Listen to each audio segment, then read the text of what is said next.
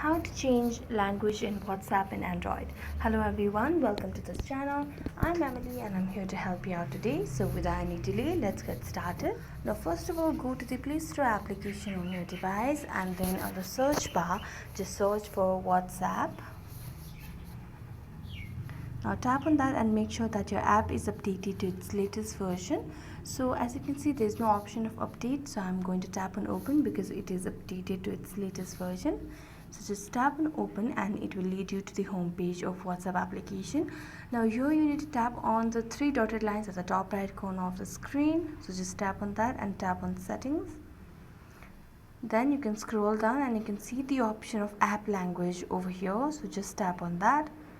And here you can choose any language that you want. So if I'm changing this on the Africans, so it will look something like this.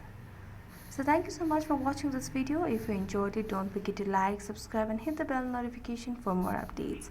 That's it for today. See you next time.